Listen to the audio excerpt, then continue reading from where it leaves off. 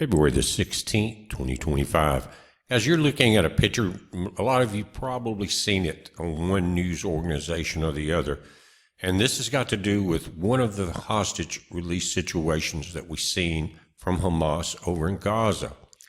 And a lot of people are talking about this, and I just want to throw my 2 cents and give you my ideas of what we're seeing here. Again, there's other people that have seen the same thing, but I've got a couple of different angles, and let's just talk about it a minute. It's not going to hurt a thing.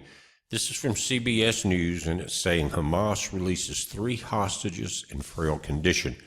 You can see 2 in the brown jumpsuits, 1 here in the black. They're holding some type of paperwork. And then you've got photographers out here. And the banner behind them, translated, says, "We're the flood, the war's next day." Now, why would they mention the flood? Again, other people have been down this road, but that goes back to the wiping out of the Nephilim, some of the offspring of the fallen ones, some of the giants, the Kenites, things like that, sons of Cain. And why would that be mentioned in this particular banner? Now, it's very important because of where it's at. It's coming from Gaza. Gaza has never been really defeated until now, and it's not totally defeated yet. But what this has to do is with territory and in the spiritual world. Again, I've said this is a spiritual war, and what you're seeing really dives down into the nature of why we would even have spiritual wars now, good against evil. It started with Cain and Abel. Then you went on through, and you had the people come out of captivity. This is all after the flood. But again, they're mentioning the flood, which again was to wipe out all of the offspring of the fallen angels, and all of the, not just offspring, but some of the DNA manipulation with animals and everything else. But why would they mention it here? It's because where was Goliath? He was one of the giants, right? Wasn't one of the big ones, but he was classified as a giant. And it was in Gath. It was in Gaza. That area has never been, again, cleansed of what has been going on there. Some places were. And there are spiritual territories. But what is going on here really is, at these end times, narrowing the focus and diving straight into it. Notice behind them, this is not an ordinary fist. It has 6 fingers. See that? 1, 2, 3, 4, 5, 6. And they just found some more bodies and old bodies there in the area of the giants and larger people that were 6-fingered. And that's what was wiped out during the flood, supposedly. Now, there's a different flood stories from Noah, and then you got going into the Sumerian text. And if you look at it through some of the writings of the Anunnaki, when the floods came and they had their ark prepared, they noticed that the elites, these leaders, these, I guess you would call them like demigods, pretty much. A lot of them thought of them as the gods, right?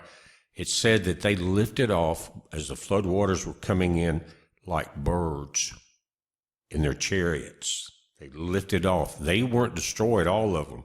Not the ones that were on top of the food chain, guys. There's a lot of, below that were wiped out in the flood. But in those texts, if you've ever read it, it said they lifted off like birds as the waters came through in a big rush.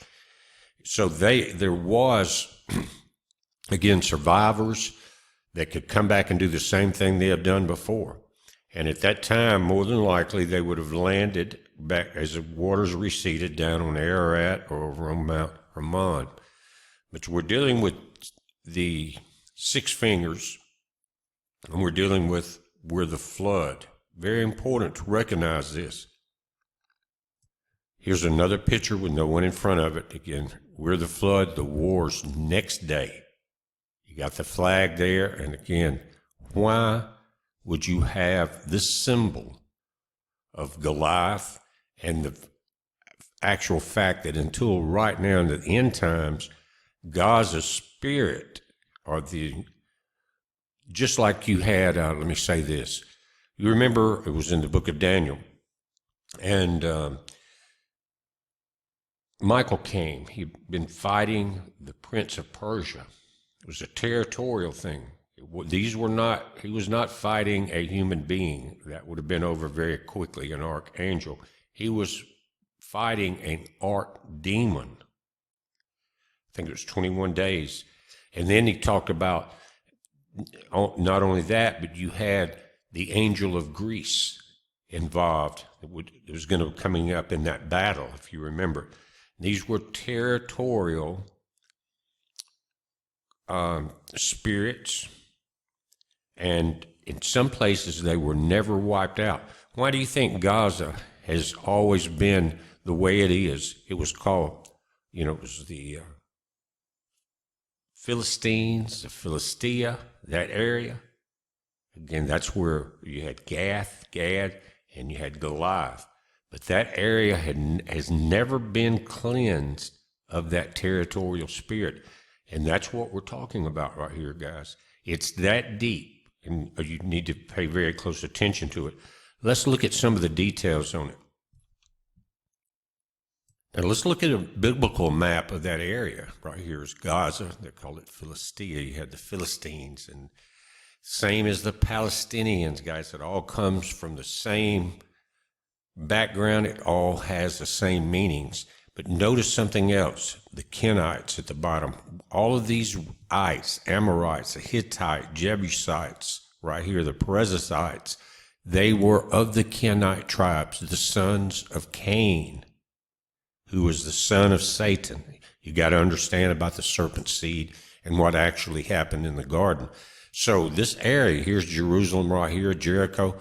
It was surrounded by these tribes. And when they came out of captivity, they were told to go down. This was Saul, told them to go down and wipe out these tribes. The reason was they were demonic in the sense that they had these spirits. They were sons of Satan, the serpent seed, and they were very evil. They were doing this same thing like in Sodom and Gomorrah, everything you could think of, murder, everything else. A lot of them didn't have much good about them. They were more into raiding, killing, whatever it was. But they were surrounded by, it says when it names all of these tites in the Bible, that they are of the Kenites. And that's what's happening now. Gath, right in this area, all of this is where Goliath was. 6-fingered giant, 6 toes. All of that was going on here. And this area was not defeated. Why? Because the Kenites, according to Saul, had helped them as they were coming out of captivity. They were not fighting against them like some of these other tribes was. So when God told Saul, when Yahweh told Saul to go in and kill all of these people because they were inbred with the fallen angels, all of that was going on. And so the reason God or Yahweh told them to do that is to wipe those things out so you wouldn't have the troubles going forward.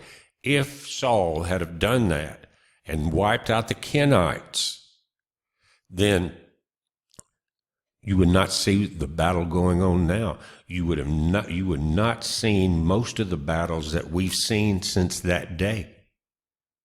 But because Saul did not obey, he was, of course, kicked out.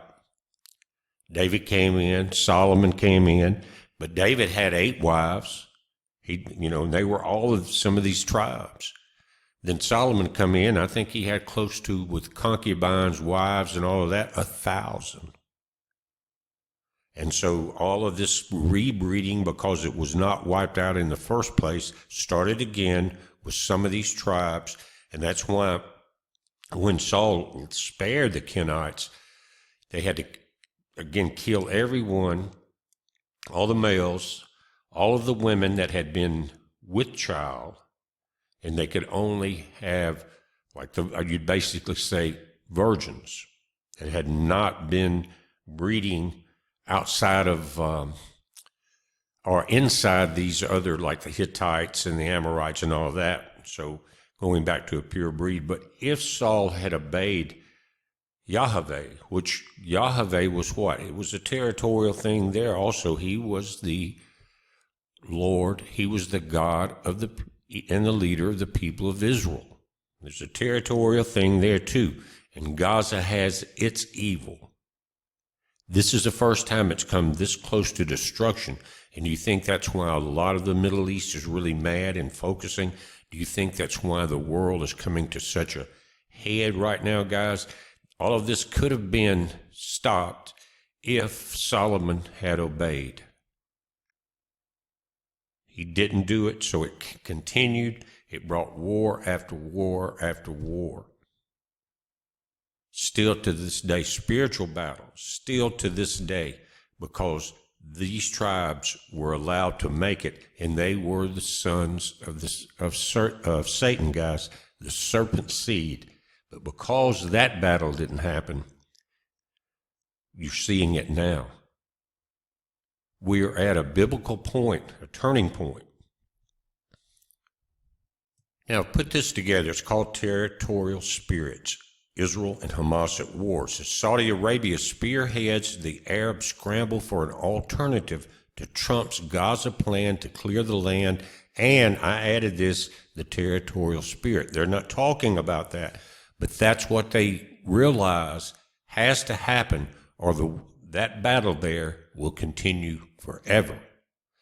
Daniel 10:20-11, this is King James. This has to do with these territorial spirits, believe it or not. It says, then said he, knowest thou wherefore I come unto thee? And this is Michael. And now will I return to fight with the prince of Persia. And when I'm gone forth, lo, the prince of Grecia shall come. Two princes of different territories. And these were not archangels, they were archdemons, if you want to put a name on them.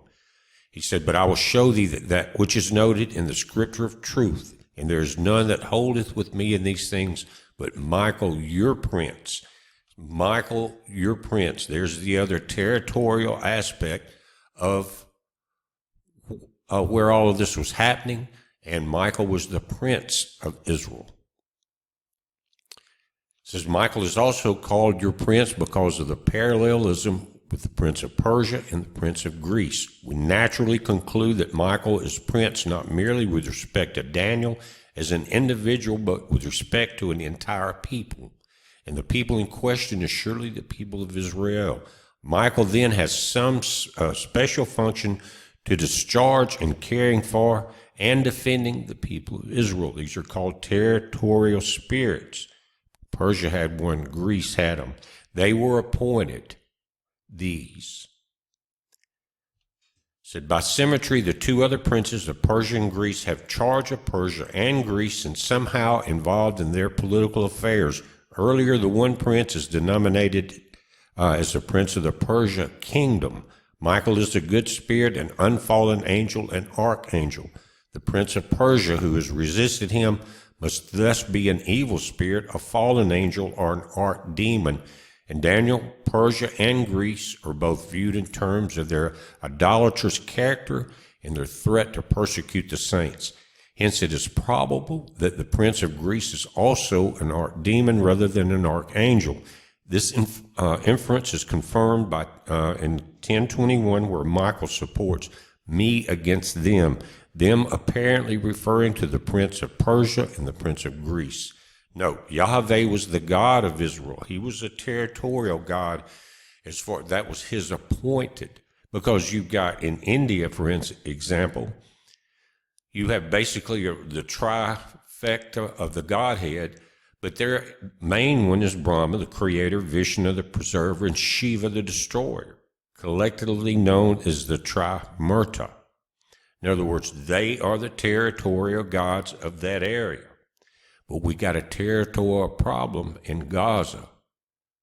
And that's why you had the problem with the giants. And with not only in that area, guys, did you have Goliath, but Samson, when he came in there and tore down that temple, we were talking about Gaza, fighting against the demons.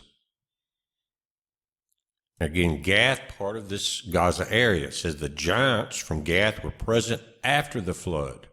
One possible answer to the often raised question of why the Nephilim giants present before the flood were not eradicated by it could be that new mutations in the AIP gene or other genes caused new familiars or new families of giants to appear. Or, like I said, in the Sumerian Anunnaki tradition, there were chariots of fire, and they lifted like birds from the flood. But they still had their scientific abilities of DNA manipulation. It says that there's no evidence in the Bible to suggest that the Nephilim or the Rephaim or Anakim were directly related, but they may have had some relations and intertwined lineage. If Goliath was a son of Rapha, he is likely to be descended from the Rephaim, but being brought into Gath, an ancient stronghold of the Anak. And there you are. Those are the fallen ones in Gath, in Gaza. Could suggest he may also have had some Anakin relatives, making his champion status even more significant in the ancient world. A lot of these spirits are still with us. The spirit of war is still with us. That area may be why the people that understand things that they don't tell you and me, that's in this battle over there, they may know exactly what you and I are talking about right now and what has to happen. I'm just saying, I'm no expert, but it looks like for the first time that it's about to be cleared. We'll just have to wait and see. And that would be, I think, spiritually, and they understand it, this spiritual cleaning of that territorial spirit. And that's why you see it, guys, with the destruction, the chopping off of heads, all of that. But do you think there's not other territorial spirits? Think of the cities like New York, Chicago. Think of where the Vatican is in that walled city. And you talk about, many people say there's evil spirits in the Vatican, and that's why it's like that. And you know of all the corruption and evil that goes on in the Vatican. It has a territorial spirit. Does Chicago, does New York, does Washington, D.C.? Think of what all the buildings are. What do they represent? Rome, Greece. The gods, not Yahweh, but other gods is what is the whole thing there. That's why, think about it, all of the evil spirits, what is the main evil spirit? That is the territorial controller of Washington, D.C. Look at how they act. Look at Maxine Waters and them running out screaming, acting crazy. Look at the blue hair and pink hairs that go out and scream if the elections don't go their way. And they plot to kill and murder. This is a spiritual war.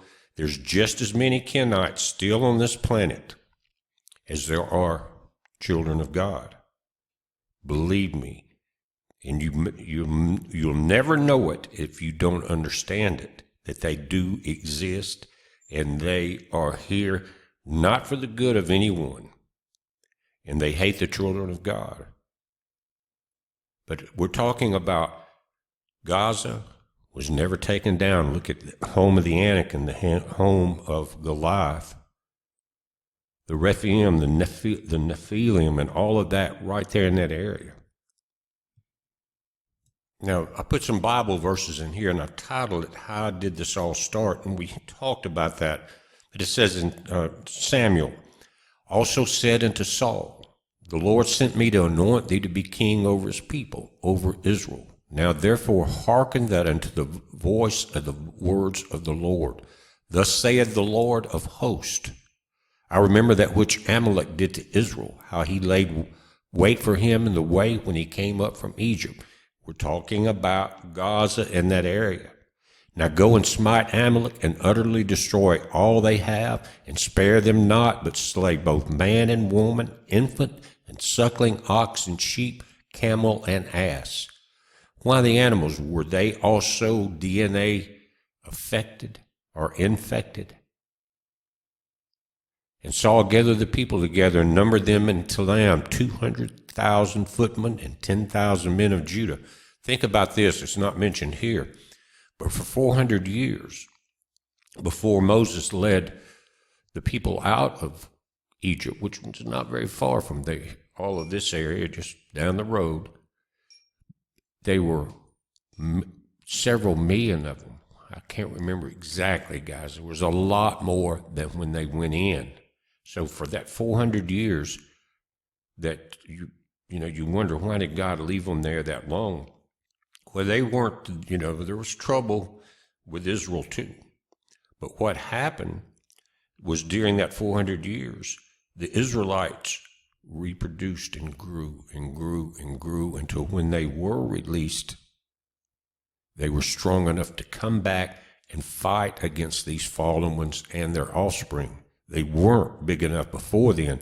Do you think maybe God knew that in his plan, that it would take 400 years to get these 200,000 and of the troops and the 1,000 footmen, 200,000, and all of that 10,000 men of Judah?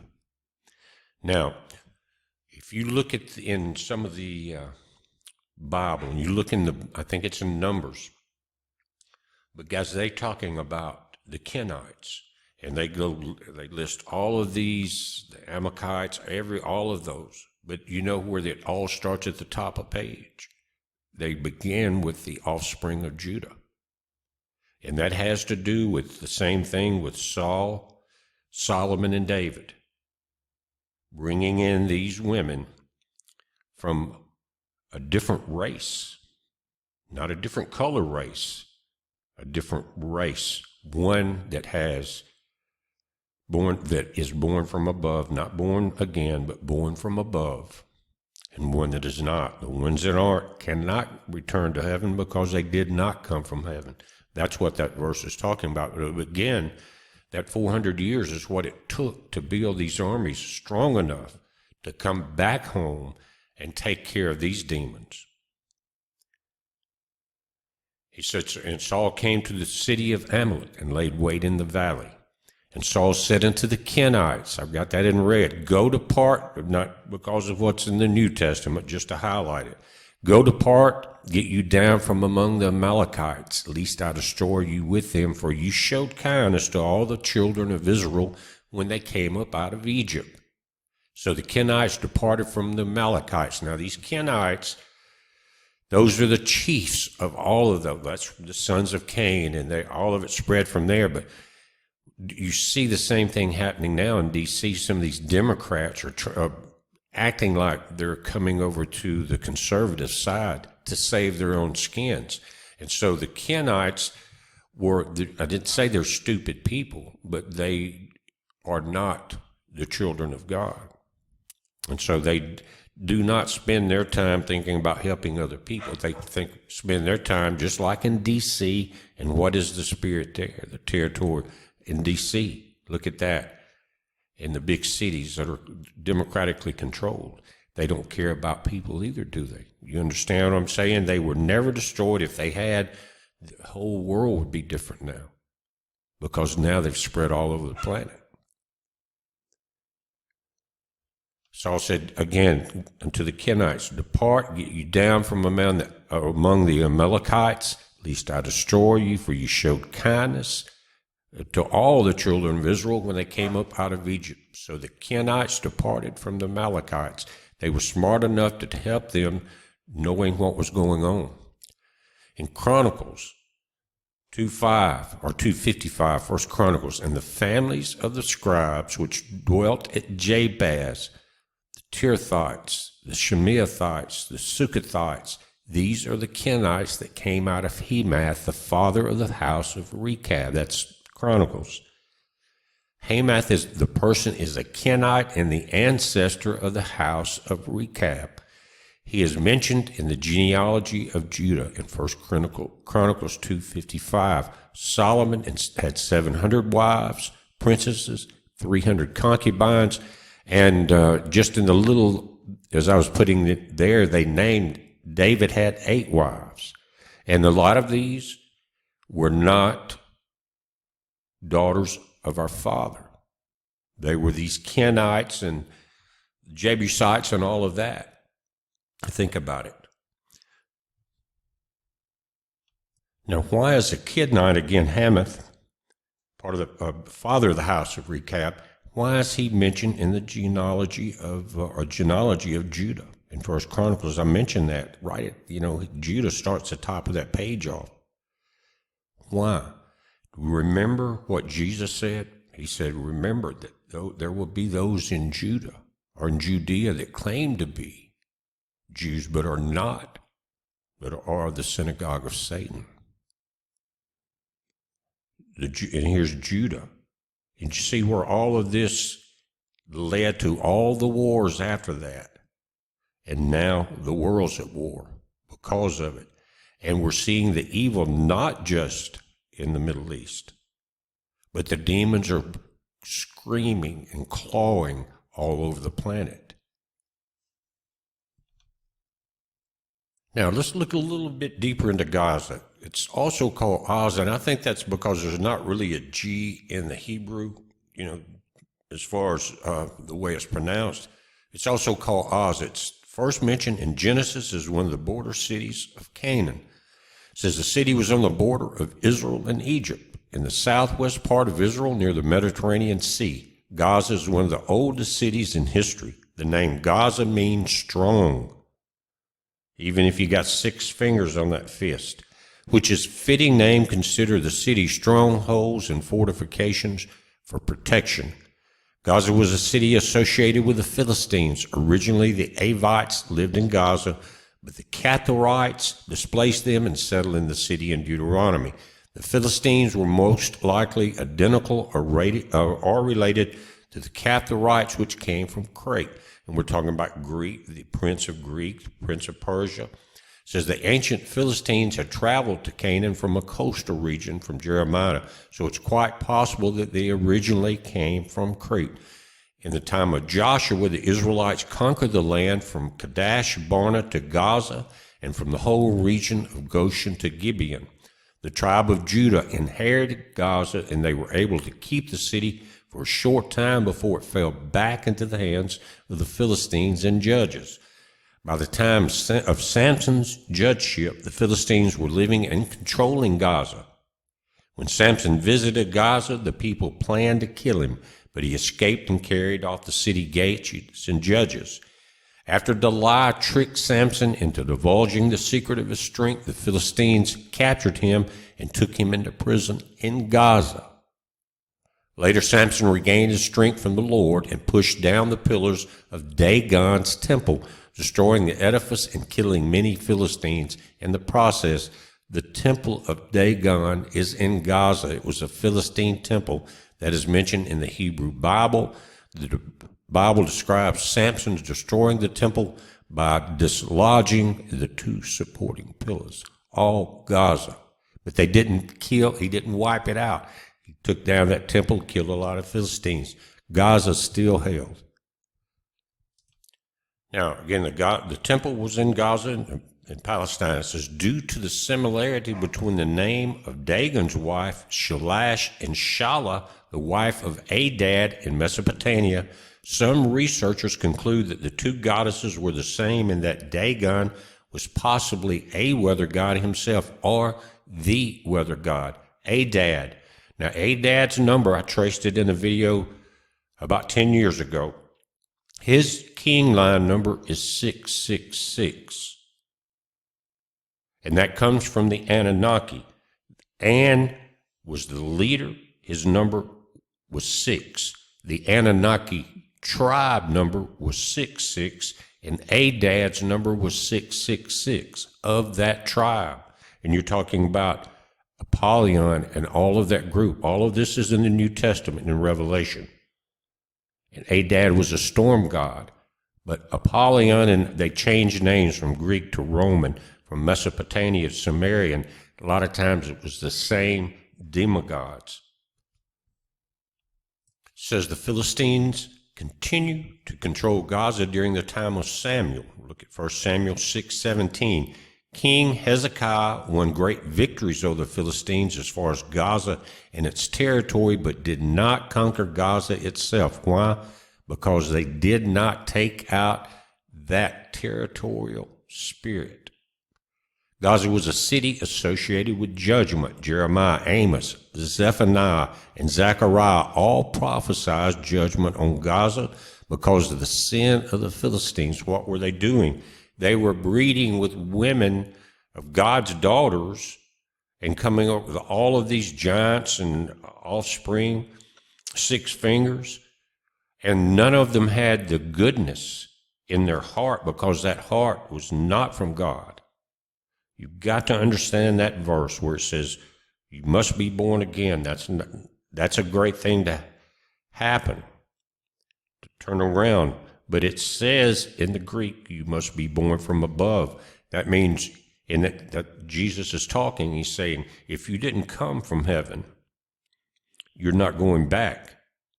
What he's saying there is, you must be born from the Spirit and the water. The water is from the womb of the woman. The Spirit is the breath of life at the moment of conception that our Father breathes into the babies. Now, in Amos, it records God's judgment on Gaza for 3 transgressions of Gaza. And you've heard this with Damascus and other places. But for 3 transgressions of Gaza, and for 4, I will not revoke the punishment, because they carried into exile a whole people to deliver them up to Edom. So I will send a fire upon the wall of Gaza. We've seen a lot of that lately. And it shall devour its strongholds. Are we like that? Are we at that point now? Likewise, Jeremiah, Zephaniah, and Zechariah prophesied of God's destruction. King Sargon of Assyria, here's another one of these giants, conquered Gaza and probably destroyed it in 720 BC. Later, Alexander the Great destroyed the city again in 332 BC after a lengthy battle. During the Maccabean period, Jonathan subjugated Gaza to Israel. It says the Bible associates Gaza mainly with the Philistines. God had given the city to Judah. Here we go again.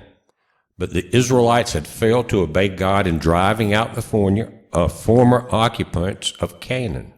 And that you look in Numbers. Because of this disobedience, the Philistines and the city of Gaza remained a thorn in Israel's side for centuries, up until this day. And look at the wars that have been built around the Middle East. And when we look at that, what are the territorial spirits of other places? Why do we have the symbology in D.C. that we have? Major crime cities around the world, Vatican cities, New York, L.A., Chicago, New Orleans.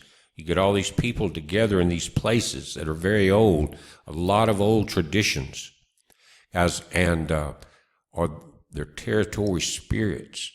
They talk about them in some places, guys. They can be in the city and in just one section of a city, on one side of the street. This is a territory of that particular territorial demon or whatever it is. And look at the people, how they act from L.A. and other places, burning things down. Remember BLM and all of that, and still going on now? You see what's happened? And when everything was shifting, why did the U.S. come in here and start building all of these Roman Greek architectural buildings, setting them up in all of the different ley lines and everything? Here's the Lincoln Memorial. I've been there. It's a really sharp building. And if you go down, they had this very similar building back in the Roman days. See this? These people that we're looking at, Romans, Greek, they were of these Kenite groups. That's why you saw all of the debauchery and everything else. And that's why these civilizations perished. But they came here and built the temples inside the Lincoln Memorial. Even, like I said, I've been there. It says, in this temple. See that at the top? It's all symbolic, and there are territorial demons and spirits there. I guarantee you. That's why draining the swamp would be very important. It would be very similar to what's going on in Gaza. Territorial spirits removed. But if you leave the spirit there, then the people that are in that area will start turning back to that way. That's how an evil spirit will affect the territory. That's what we're seeing here. It's what we're seeing in Europe, the leaders of the nations. Seeing it in South America. We're seeing it in Australia. And again, the demons, the democrats, are going delirious because every time you turn on the news or look at conservative news anyway, they've taken another million or trillion billion back from out of the clutches of some of these demons. And as they were building all this, why did they have George Washington as Zeus? Do you understand this demonic control of D.C. is from the same people coming out of Europe in these areas? And the painting, guys, up in the top, you've got these angelic beings, and there's Washington sitting right in the middle of them. Again, all of this is the gods, the pantheons, not the children of God, our Father. That is why D.C. is how it is, and how will it ever clean its territorial spirit? This is a real thing. This is a spiritual war. And this has been going on for a long time. That's why we're going into the detail that we see. Now, again, I've been there a couple of times, and the building that I'm going to show you now, and again, this is the Masonic temple there in D.C. Well, here's your temple down here, and what's above it? This is the chariot of the Sumerian gods coming down over that temple. You see that? See the symbology? These are the territorial demons. And there's people that have talked about problems of that sort in the United Nations building. But here, right in your face, here's UFO disclosure. Who's coming back? It's the Sumerian gods, their gods. And they kind of wrapped it all up in this big piece of stained glass right there. Fiat Lux. But guys, it's a spiritual battle. It's a territorial battle. And where will we go from here? Again, it's kind of long-winded, but it was a lot to talk about. And I appreciate you coming. I hope there's a couple of seeds dropped in there to make you think about that, how real the spiritual battle is. It is more real than the physical battle, because the spirits that we're talking about would love to do nothing more than to tear you down physically and spiritually and mentally and destroy you. It's not going to work. We're going to win. Guys, we're watching it. You watch it. It's a heads up. Be safe.